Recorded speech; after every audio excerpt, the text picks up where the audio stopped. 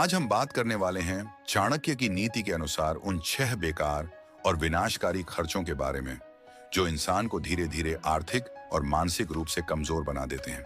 कई लोग मेहनत तो बहुत करते हैं लेकिन फिर भी पैसे नहीं टिकते क्योंकि कमाई नहीं बल्कि गलत खर्च उनकी सबसे बड़ी गलती होती है। अगर आप भी जानना चाहते हैं कि कौन से 6 खर्च आपकी तरक्की रोक रहे हैं और कैसे इन्हें रोककर आप अपनी जिंदगी बदल सकते हैं तो इस वीडियो को अंत तक जरूर देखें। और अगर आप जीवन में सच में आगे बढ़ना चाहते हैं तो हमारे चैनल राइज ऑफ हीरोज को अभी लाइक, शेयर और सब्सक्राइब करें क्योंकि यहाँ हम आपको कमजोर नहीं मजबूत बनाना सिखाते हैं। पहला खर्च दिखावे का खर्च। आचार्य चाणक्य कहते हैं कि जिस व्यक्ति का जीवन दूसरों की स्वीकृति पर निर्भर हो जाता है उसका पतन वहीं से शुरू हो जाता है। दिखावा वही करता है जो भीतर से असुरक्षित होता है और जो भीतर से असुरक्षित होता है वह कभी स्थिर नहीं रह सकता। आज का मनुष्य अपने जीवन की जरूरतों से ज्यादा दूसरों की नजरों में बड़ा दिखने की चिंता करता है। पड़ोसी ने नई गाड़ी ले ली, रिश्तेदार ने महंगा मोबाइल खरीद लिया, किसी दोस्त ने सोशल मीडिया पर आलीशान जीवन दिखा दिया और बस यहीं से मनुष्य का विवेक कमजोर पड़ने लगता है। वह यह नहीं सोचता कि उसकी आय क्या है, उसकी जिम्मेदारियां क्या हैं और उसका भविष्य क्या मांगता है। वह केवल यह सोचता है कि लोग क्या कहेंगे। चाणक्य नीति कहती है कि जो व्यक्ति तुलना करता है वह कभी संतुष्ट नहीं हो सकता। दिखावे का खर्च वास्तव में धन का नहीं, बुद्धि का खर्च होता है। जब कोई व्यक्ति केवल इसलिए कोई वस्तु खरीदता है क्योंकि समाज में उसकी छवि बनानी है, तब वह वस्तु उसके जीवन को बेहतर नहीं बनाती बल्कि उसे धीरे धीरे खोखला कर देती है। महंगी गाड़ी, महंगे कपड़े, महंगे आभूषण या महंगे गैजेट यदि आवश्यकता से नहीं बल्कि दिखावे से खरीदे जाएं, तो वे साधन नहीं बल्कि बोझ बन जाते हैं। बाहर से चमक दिखाई देती है लेकिन भीतर से व्यक्ति हमेशा तनाव में रहता है कि कहीं यह सब छिन न जाए। चाणक्य कहते हैं कि धन का सही उपयोग वही है जो भविष्य को सुरक्षित करे, लेकिन दिखावे का खर्च भविष्य को गिरवी रख देता है। बहुत से लोग सिर्फ इसलिए कर्ज ले लेते हैं ताकि समाज में कम न दिखें। वे यह भूल जाते हैं कि समाज किसी के कर्ज की किश्त नहीं भरता। दिखावा क्षणिक प्रशंसा देता है लेकिन दीर्घकालिक पीड़ा देता है। जो व्यक्ति आज दूसरों को प्रभावित करने के लिए धन उड़ाता है वही व्यक्ति कल दूसरों से सहायता मांगने की स्थिति में पहुंच जाता है। दिखावे की सबसे बड़ी समस्या यह है कि यह कभी संतुष्ट नहीं होने देता। आज एक वस्तु ली, कल उससे बड़ी चाहिए। आज एक स्तर पहुंचा, कल उससे ऊंचा दिखना है। यह दौड़ कभी समाप्त नहीं होती। चाणक्य नीति स्पष्ट कहती है कि जो व्यक्ति अपने साधनों से अधिक दिखाने की कोशिश करता है वह स्वयं को ही धोखा देता है। बुद्धिमान व्यक्ति वही है जो अपने साधनों के भीतर रहकर जीवन जीना जानता है और अपनी प्रगति को मौन रखता है। आचार्य चाणक्य स्वयं अत्यंत साधारण जीवन जीते थे जबकि उनके पास संपूर्ण साम्राज्य की सत्ता थी। यह दिखाता है कि वास्तविक शक्ति प्रदर्शन में नहीं, नियंत्रण में होती है। जो व्यक्ति अपने धन पर नियंत्रण रखता है वही वास्तव में धनी होता है। दिखावा करने वाला व्यक्ति अपने धन का स्वामी नहीं रहता बल्कि उसका दास बन जाता है। उसे हर समय यह डर रहता है कि कहीं लोग उसकी वास्तविक स्थिति न जान लें। दिखावे का खर्च मनुष्य की निर्णय क्षमता को नष्ट कर देता है। वह सही और गलत के बीच अंतर नहीं कर पाता। वह आवश्यकता को छोड़कर इच्छाओं का पीछा करने लगता है। चाणक्य कहते हैं कि इच्छाएं कभी समाप्त नहीं होती लेकिन साधन समाप्त हो सकते हैं। इसलिए जो व्यक्ति इच्छाओं को नियंत्रित नहीं करता वह साधनों को नष्ट कर देता है। यदि कोई व्यक्ति सच में समृद्ध बनना चाहता है तो उसे यह स्वीकार करना होगा कि दूसरों से आगे दिखने की कोई आवश्यकता नहीं है। वास्तविक समृद्धि वह है जहां मन शांत हो, भविष्य सुरक्षित हो और किसी के सामने झुकने की आवश्यकता न पड़े। दिखावे का त्याग ही इस शांति की पहली सीढ़ी है। जब व्यक्ति दिखावे से मुक्त होता है तभी वह अपने धन का सही उपयोग सीखता है। चाणक्य नीति का सार यही है कि जो व्यक्ति मौन प्रगति करता है वही स्थायी प्रगति करता है। जो व्यक्ति दिखावे में जीता है वह दिखावे में ही समाप्त हो जाता है। इसलिए यदि धन को रोकना है, लक्ष्मी को घर में टिकाना है और भविष्य को मजबूत बनाना है तो सबसे पहले दिखावे के खर्च को आज ही बंद करना होगा। दूसरा खर्च स्कीमों और लालच का जाल। आचार्य चाणक्य कहते हैं कि संसार में सबसे तेज चलने वाली चीज मनुष्य की इच्छा है और सबसे बड़ा जाल वही है जो इच्छा को पकड़ ले। आज का बाजार मनुष्य की आवश्यकता पर नहीं, उसकी लालसा पर चलता है। छूट, ऑफर, एक के साथ एक मुफ्त, सीमित समय का अवसर, ये सब शब्द सुनते ही मनुष्य का मन डगमगाने लगता है। वह यह नहीं सोचता कि उसे उस वस्तु की सच में जरूरत है या नहीं। वह केवल यह सोचता है कि यदि अभी नहीं लिया तो नुकसान हो जाएगा। चाणक्य नीति कहती है कि जो व्यक्ति हर अवसर को लाभ समझता है वह अंत में सबसे बड़ा नुकसान उठा बैठता है। स्कीमों का जाल सीधा नहीं होता, वह मनोविज्ञान पर काम करता है। जब किसी वस्तु पर लिखा होता है 50% छूट, तब मनुष्य यह नहीं देखता कि वह 50% धन फिर भी दे रहा है। वह केवल यह देखता है कि उसे आधे दाम में मिल रहा है, जबकि सत्य यह है कि यदि उस वस्तु की आवश्यकता ही नहीं थी तो वह आधा धन भी व्यर्थ गया। बुद्धिमान व्यक्ति वही है जो छूट से पहले अपनी आवश्यकता को तौले। चाणक्य कहते हैं कि आवश्यकता से अधिक खरीदी गई वस्तु चाहे कितनी भी सस्ती क्यों ना हो, वह महंगी ही होती है। आज कंपनियां मनुष्य के धैर्य को कमजोर करती हैं। अभी खरीदो, ऑफर आज खत्म, स्टॉक सीमित, ये शब्द मनुष्य को सोचने का समय नहीं देते, और जहां सोचने का समय नहीं होता वहां विवेक भी नहीं होता। चाणक्य नीति स्पष्ट कहती है कि निर्णय कभी भी जल्दबाजी में नहीं लेना चाहिए, विशेषकर धन से जुड़ा निर्णय। जो व्यक्ति रुककर सोचता है वही बचता है, जो बहकर निर्णय लेता है वही फंसता है। लालच का स्वभाव अजीब होता है।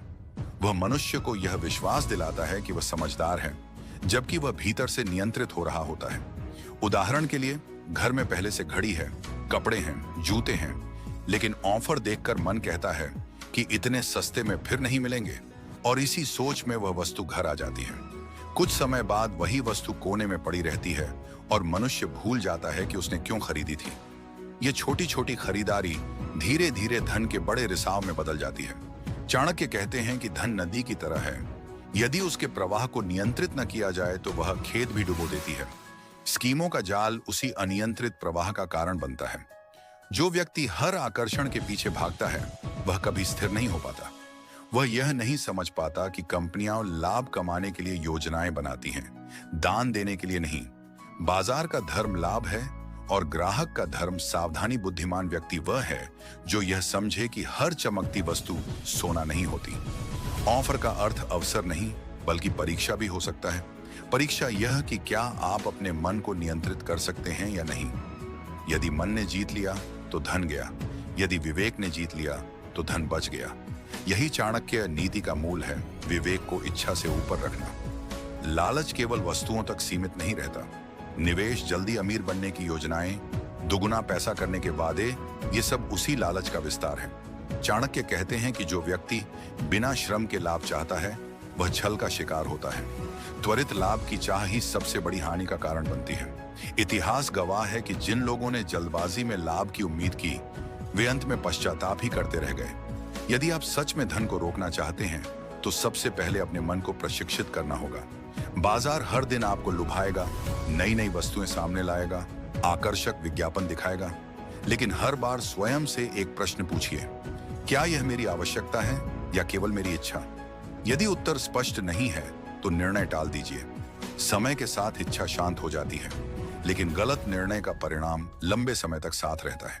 चाणक्य नीति कहती है कि जो व्यक्ति अपनी इच्छाओं को नियंत्रित कर लेता है वह आधा युद्ध जीत लेता है।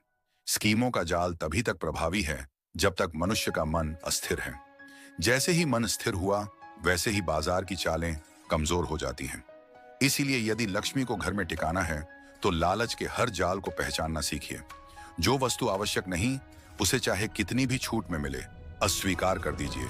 यही नीति आपको धीरे धीरे स्थिर समृद्धि की ओर ले जाएगी। तीसरा, खर्च, कर्ज, अदृश्य दास्ता। आचार्य चाणक्य कहते हैं कि मनुष्य के जीवन में 3 बोझ ऐसे होते हैं जो उसकी स्वतंत्रता छीन लेते हैं: भय, मोह और आरण। इनमें से आरण सबसे खतरनाक है क्योंकि यह बाहर से सुविधा जैसा दिखता है और भीतर से दास्ता बन जाता है। आज का मनुष्य वर्तमान के सुख के लिए भविष्य को गिरवी रखने लगा है। उसे लगता है कि अभी आनंद ले लिया जाए, बाद में देखा जाएगा। लेकिन चाणक्य नीति स्पष्ट कहती है कि जो व्यक्ति भविष्य की आय को वर्तमान में खर्च कर देता है वह स्वयं अपने ही पैरों में बेड़ियां डाल लेता है।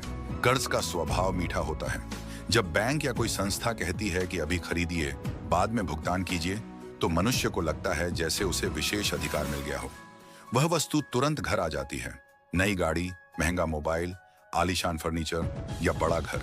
लेकिन उसी क्षण से एक अदृश्य बंधन शुरू हो जाता है। हर महीने की किश्त केवल धन की नहीं, मन की शांति की भी होती है। चाणक्य कहते हैं कि जिस व्यक्ति की आय का एक भाग पहले से बंधा हो, वह कभी स्वतंत्र निर्णय नहीं ले सकता, वह जोखिम नहीं उठा सकता, वह अवसरों को नहीं पकड़ सकता, क्योंकि उसका एक हिस्सा हमेशा बंधक रहता है। आरण का सबसे बड़ा भ्रम यह है कि यह आपको बड़ा दिखाता है। समाज में लोग बाहरी वस्तुओं को देखकर सम्मान देते हैं, लेकिन वे यह नहीं जानते कि उन वस्तुओं के पीछे कितनी किस्तें छिपी हैं। चाणक्य नीति सिखाती है कि सम्मान उधार की वस्तुओं से नहीं, आत्मनिर्भरता से मिलता है। जो व्यक्ति अपने साधनों के भीतर रहकर प्रगति करता है, उसका सिर ऊंचा रहता है, लेकिन जो व्यक्ति कर्ज के सहारे खड़ा होता है, उसका आत्मविश्वास भी उधार का होता है। ब्याज आरण का सबसे खतरनाक भाग है। वह धीरे धीरे बढ़ता है और मनुष्य को पता भी नहीं चलता कि उसने वस्तु से अधिक धन ब्याज में चुका दिया। चाणक्य कहते हैं कि धन को यदि सही दिशा ना दी जाए तो वही धन शत्रु बन जाता है। आण उसी शत्रु का रूप है जो मुस्कुराकर आता है और कठोरता से वसूल करता है। आज कई लोग यह सोचकर जमीन या व्यापार में ऋण लेते हैं कि भविष्य में लाभ होगा और उससे कर्ज चुका देंगे, परंतु भविष्य अनिश्चित है जबकि ब्याज निश्चित है। यदि लाभ अपेक्षा से कम हुआ या देर से हुआ तो आरण का भार कई गुना बढ़ जाता है। कर्ज केवल आर्थिक समस्या नहीं है, यह मानसिक बोझ भी है। हर महीने की अंतिम तारीख नजदीक आते ही मन में चिंता बढ़ती है। यदि आय में थोड़ी सी कमी आ जाए तो घबराहट शुरू हो जाती है। चाणक्य कहते हैं कि जो व्यक्ति शांति खो देता है वह सही निर्णय नहीं ले सकता, और जब निर्णय कमजोर होते हैं तो हानि बढ़ती है। इस प्रकार आण एक चक्र बना देता है, चिंता से गलत निर्णय से और हानि से और अधिक आरण। चाणक्य नीति यह नहीं कहती कि हर परिस्थिति में आरण वर्जित है। यदि आरण उत्पादन के लिए लिया जाए, जैसे व्यापार बढ़ाने के लिए जहां गणना स्पष्ट हो और जोखिम समझा गया हो, तो वह रणनीति हो सकती है।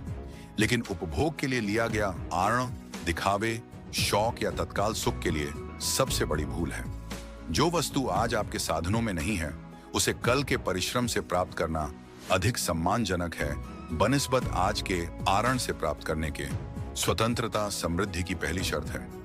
यदि आपके ऊपर कोई बकाया नहीं, कोई किश्त नहीं, कोई दबाव नहीं, तो आपका मन स्वतंत्र है। आप अवसर देखकर निर्णय ले सकते हैं, आप जोखिम उठा सकते हैं, आप अपने कौशल में निवेश कर सकते हैं।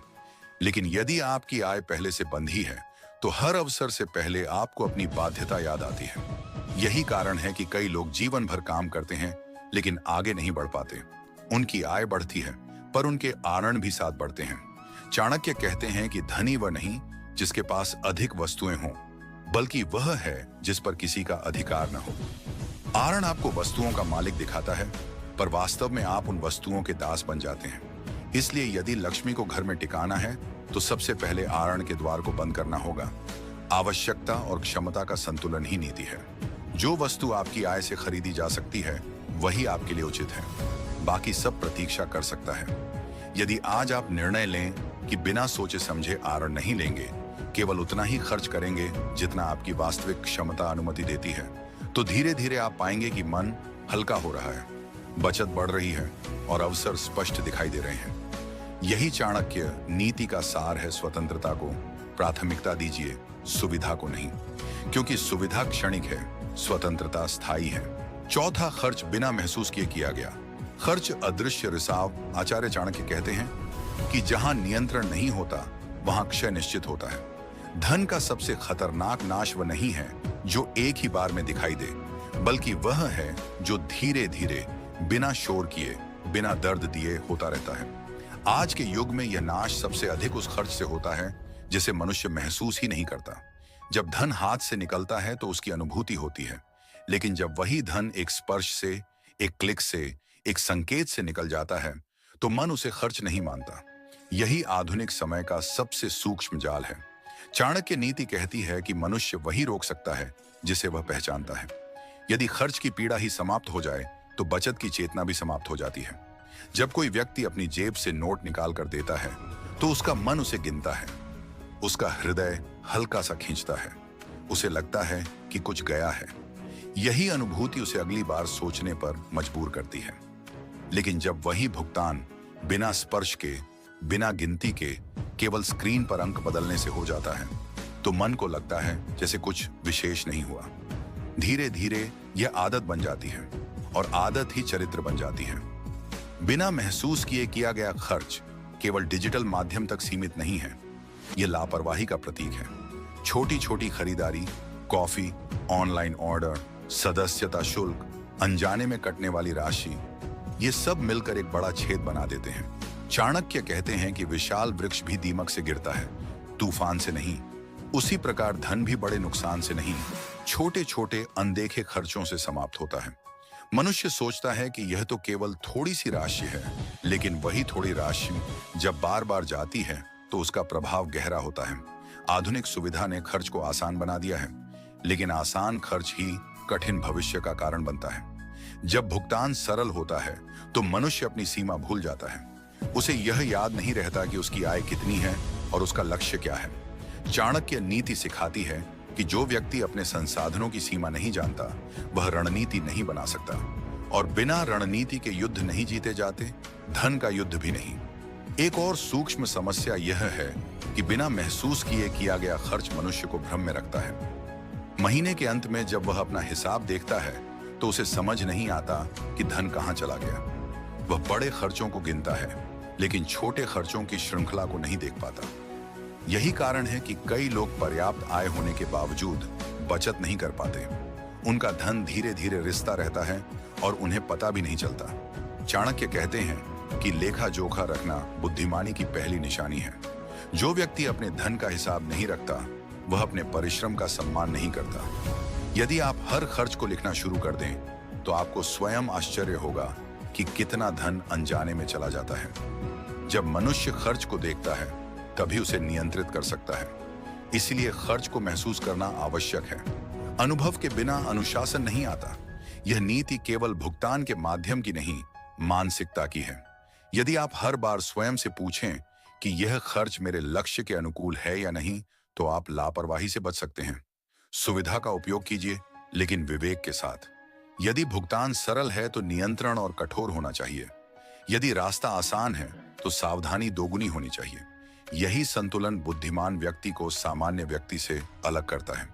चाणक्य नीति का सार यही है कि धन का प्रवाह नियंत्रित होना चाहिए। यदि वह आपकी जानकारी और स्वीकृति से बाहर जाने लगे, तो वह आपका नहीं, परिस्थितियों का दास बन जाता है। इसलिए अपने खर्च को महसूस कीजिए, उसे देखिए, उसका लेखा रखिए। हर सप्ताह, हर महीने स्वयं से पूछिए कि आपका धन कहां गया। जब यह जागरूकता आएगी तो अनावश्यक खर्च स्वतः कम होने लगेंगे। अंततः समृद्धि केवल अधिक कमाने से नहीं आती, बल्कि सावधानी से खर्च करने से आती है। यदि आप धन के हर प्रवाह को समझते हैं, तो आप उसे दिशा दे सकते हैं, और जो व्यक्ति दिशा देता है वही नियंत्रण में रहता है। बिना महसूस किए किया गया खर्च नियंत्रण को समाप्त करता है, इसलिए इसे पहचानिए और रोकिए। यही चाणक्य की नीति है, जागरूकता ही सुरक्षा है। पांचवां, खर्च भावनाओं में बहकर किया गया। खर्च इच्छा का अंधकार। आचार्य चाणक्य कहते हैं कि मनुष्य का सबसे बड़ा शत्रु बाहर नहीं, भीतर बैठा होता है, और वह शत्रु है असंयमित भावना। जब निर्णय बुद्धि से नहीं बल्कि भावना से लिया जाता है, तब परिणाम अक्सर पछतावा होता है। धन का नाश तलवार से नहीं, भावनाओं से होता है। क्रोध, उत्साह, आकर्षण, दुख, अहंकार, ये सब ऐसे क्षण पैदा करते हैं जहां मनुष्य सोचता कम है और करता अधिक है। यही क्षण उसके भविष्य को कमजोर कर देते हैं। जब कोई वस्तु अचानक पसंद आ जाती है, मन उसे तुरंत पाने की इच्छा करता है। वह यह नहीं देखता कि आवश्यकता क्या है, वह केवल यह देखता है कि मुझे अच्छा लग रहा है। चाणक्य नीति कहती है कि जो निर्णय अच्छा लगने पर आधारित हो, वह स्थायी लाभ नहीं देता। अच्छा लगना क्षणिक है, पर उसका मूल्य स्थायी हो सकता है। कई लोग तनाव में खरीदारी करते हैं, खुशी में खरीदारी करते हैं, दूसरों को प्रभावित करने के लिए खरीदारी करते हैं, परंतु यह सब खरीदारी विवेक से नहीं, भावना से संचालित होती है।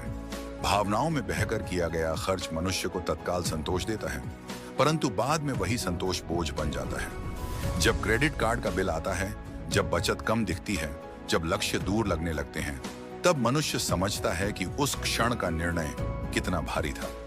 चाणक्य कहते हैं कि जो व्यक्ति क्षणिक सुख के लिए दीर्घकालिक स्थिरता खो देता है, वह रणनीति नहीं समझता। जीवन एक युद्ध है, और युद्ध में भावनाओं से नहीं, योजनाओं से विजय मिलती है। अक्सर लोग किसी की बातों में आकर भी खर्च कर देते हैं।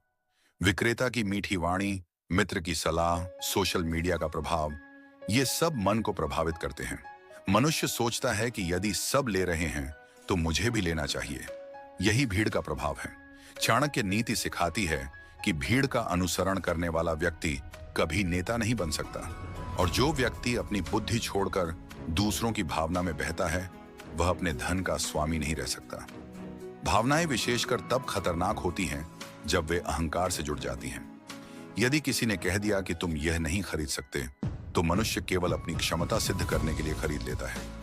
यह खरीदारी आवश्यकता नहीं, अहंकार का परिणाम होती है। चाणक्य कहते हैं कि अहंकार से लिया गया निर्णय प्रायः हानि देता है, क्योंकि उसमें विवेक नहीं, प्रतिक्रिया होती है, और प्रतिक्रिया में लिया गया निर्णय कभी स्थिर नहीं होता। इसी प्रकार दुख और तनाव भी खर्च का कारण बनते हैं। कुछ लोग उदासी दूर करने के लिए खरीदारी करते हैं। उन्हें लगता है कि नई वस्तु उन्हें खुशी देगी, परंतु वह खुशी कुछ समय बाद समाप्त हो जाती है और स्थान ले लेती है खालीपन। फिर वही चक्र दोहराया जाता है। यह आदत धन को धीरे धीरे समाप्त कर देती है। चाणक्य नीति कहती है कि जो व्यक्ति अपने मन को नियंत्रित नहीं कर सकता, वह अपने धन को भी नियंत्रित नहीं कर सकता। बुद्धिमान व्यक्ति वही है जो निर्णय से पहले रुकना जानता है। यदि कोई वस्तु पसंद आ जाए तो तुरंत निर्णय न लें। स्वयं को समय दें। 1 दिन, 2 दिन या 1 सप्ताह प्रतीक्षा करें। यदि उस समय के बाद भी आवश्यकता स्पष्ट हो, तब निर्णय लें। अधिकांश इच्छाएं समय के साथ शांत हो जाती हैं। चाणक्य कहते हैं कि समय सबसे बड़ा परीक्षक है। जो इच्छा समय की परीक्षा में टिक जाए, वही वास्तविक आवश्यकता हो सकती है। धन का उद्देश्य सुरक्षा और स्वतंत्रता है, न कि भावनाओं की तृप्ति। यदि हर भावना के साथ धन खर्च होगा, तो धन कभी संचित नहीं होगा, और बिना संचय के भविष्य असुरक्षित रहेगा। इसलिए चाणक्य की नीति स्पष्ट है, भावनाओं को पहचानिए, परंतु उन्हें निर्णय का स्वामी मत बनने दीजिए। भावना जीवन को सुंदर बनाती है, पर निर्णय को नियंत्रित करे तो विनाश भी कर सकती है। यदि आप सच में समृद्धि चाहते हैं, तो अपने मन को प्रशिक्षित कीजिए। जब भी खर्च का विचार आए, स्वयं से 3 प्रश्न पूछिए। क्या यह आवश्यक है? क्या यह मेरे लक्ष्य के अनुरूप है? क्या यह निर्णय मैं शांत मन से ले रहा हूं? यदि इन तीनों का उत्तर स्पष्ट नहीं है, तो रुक जाइए। यही विराम आपको भविष्य की सुरक्षा देगा। चाणक्य नीति का सार यही है कि धन का प्रबंधन बाहर से पहले भीतर से शुरू होता है। जिसने अपनी भावनाओं पर विजय पाली, उसने आधा धन बचा लिया, और जिसने हर भावना के साथ धन बहा दिया, उसके पास अंत में पछतावे के अलावा कुछ नहीं रहता। इसलिए संयम को अपनाइए, विवेक को मार्गदर्शक बनाइए, और धन को भावना का दास नहीं, बुद्धि का साधन बनाइए। छठा, खर्च, शौक और अनावश्यक विलासिता इच्छाओं का अनंत जाल। आचार्य चाणक्य कहते हैं कि मनुष्य की इच्छाएं आकाश के समान अनंत हैं, और यदि उन्हें सीमा न दी जाए तो वे मनुष्य को धरातल से उठाकर शून्य में भटका देती हैं। शौक स्वभावतः बुरा नहीं होता, परंतु जब शौक आवश्यकता से बड़ा हो जाए, तब वही शौक विनाश का कारण बनता है।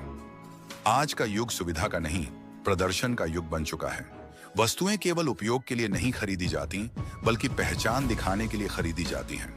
महंगा मोबाइल केवल बात करने के लिए नहीं, बल्कि यह बताने के लिए होता है कि आप किस स्तर पर हैं। ब्रांडेड कपड़े शरीर ढकने के लिए नहीं, बल्कि सामाजिक स्थिति दिखाने के लिए पहने जाते हैं। यही वह बिंदु है जहां शौक धीरे धीरे विलासिता में बदल जाता है, और विलासिता धीरे धीरे निर्भरता में। चाणक्य नीति कहती है कि जो व्यक्ति अपने शौक का दास बन जाता है, वह कभी स्वतंत्र नहीं रह सकता, क्योंकि शौक का स्वभाव है बढ़ते रहना। आज एक वस्तु से संतोष हुआ, कल उससे बेहतर चाहिए।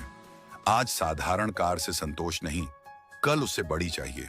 यह दौड़ कभी समाप्त नहीं होती। इच्छाएं जब लक्ष्य बन जाती हैं, तब साधन पीछे छूट जाते हैं।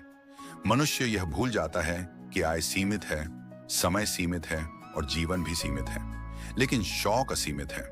और जब असीमित इच्छाएं सीमित साधनों से टकराती हैं, तब संघर्ष जन्म लेता है। विलासिता का आकर्षण तत्काल सुख देता है।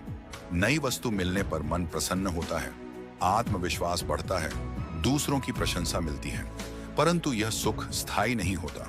कुछ समय बाद वही वस्तु सामान्य लगने लगती है, और मन को फिर नई उत्तेजना चाहिए। यही चक्र मनुष्य को लगातार खर्च की ओर धकेलता है। चाणक्य कहते हैं कि जो सुख बार बार बाहरी वस्तुओं से प्राप्त करना पड़े, वह वास्तविक सुख नहीं, भ्रम है। वास्तविक संतोष भीतर से आता है और बाहरी वस्तुएं केवल क्षणिक उत्साह देती हैं। शौक का सबसे बड़ा खतरा यह है कि वह तर्क को धीरे धीरे कमजोर कर देता है। मनुष्य सोचता है कि वह मेहनत करता है, इसलिए उसे यह सब पाने का अधिकार है। यह विचार गलत नहीं है, परंतु समस्या तब शुरू होती है जब शौक आवश्यकता से अधिक हो जाए। यदि आय का बड़ा भाग केवल विलासिता में जाने लगे और भविष्य की सुरक्षा की उपेक्षा होने लगे, तो वह बुद्धिमानी नहीं, असंतुलन है। चाणक्य नीति सिखाती है कि जीवन में संतुलन ही स्थिरता का आधार है। जो व्यक्ति संतुलन खो देता है, वह धीरे धीरे संकट की ओर बढ़ता है। आज समाज भी शौक को बढ़ावा देता है। विज्ञापन, सोशल मीडिया, प्रभावशाली लोग सब ये संदेश देते हैं कि जितना अधिक भौतिक वैभव होगा, उतना अधिक सम्मान मिलेगा। परंतु सम्मान वस्तुओं से नहीं, व्यक्तित्व से मिलता है। चाणक्य स्वयं अत्यंत साधारण वस्त्र पहनते थे, परंतु उनका प्रभाव सम्राटों पर था। इससे स्पष्ट होता है कि प्रभाव विलासिता से नहीं, ज्ञान और आत्मसंयम से आता है। महंगाई का एक कारण यह भी है कि मनुष्य का शौक बढ़ता जाता है। जब मांग बढ़ती है तो मूल्य भी बढ़ते हैं। यदि लोग साधारण वस्तुओं से संतोष करना सीख लें तो बाजार भी संतुलित रहेगा। परंतु जब हर व्यक्ति विशेष दिखना चाहता है तो प्रतिस्पर्धा बढ़ती है और खर्च भी। यही कारण है कि कई लोग अच्छी आय होने के बावजूद बचत नहीं कर पाते। उनका धन शौक की अग्नि में जलता रहता है। चाणक्य नीति यह नहीं कहती कि जीवन में आनंद न लिया जाए, वह कहती है कि आनंद विवेक के साथ लिया जाए। यदि शौक आय के अनुपात में है, यदि बचत और निवेश सुरक्षित हैं, यदि भविष्य की योजना स्पष्ट है, तो सीमित विलासिता हानिकारक नहीं। परंतु यदि शौक ही प्राथमिकता बन जाए और सुरक्षा द्वितीयक, तो संकट निश्चित है। बुद्धिमान व्यक्ति पहले अपनी नींव मजबूत करता है, फिर सजावट करता है। मूर्ख पहले सजावट करता है और बाद में नींव के कमजोर होने पर पछताता है। अंततः समृद्धि का अर्थ यह नहीं कि आपके पास कितनी महंगी वस्तुएं हैं, बल्कि यह है कि आपके पास कितनी स्वतंत्रता है। यदि आप किसी वस्तु के बिना भी शांत रह सकते हैं, तो आप स्वतंत्र हैं। यदि किसी वस्तु के बिना बेचैन हो जाते हैं, तो आप उसके दास हैं। यही चाणक्य नीति का गूढ़ सत्य है। इच्छाओं को सीमित कर लीजिए, शौक को नियंत्रित कर लीजिए, विलासिता को विवेक के अधीन रखिए, तब धन आपके पास टिकेगा और भविष्य सुरक्षित रहेगा। जो व्यक्ति दिखावे को त्यागता है, लालच से बचता है, आरण से दूर रहता है, लापरवाही से खर्च नहीं करता, भावनाओं को नियंत्रित करता है और शौक को सीमा में रखता है, उसके जीवन में लक्ष्मी स्थिर होती है। बूंद बूंद से घड़ा भरता है और संयम संयम से समृद्धि आती है। यही चाणक्य की नीति है, यही स्थायी धन का मार्ग है।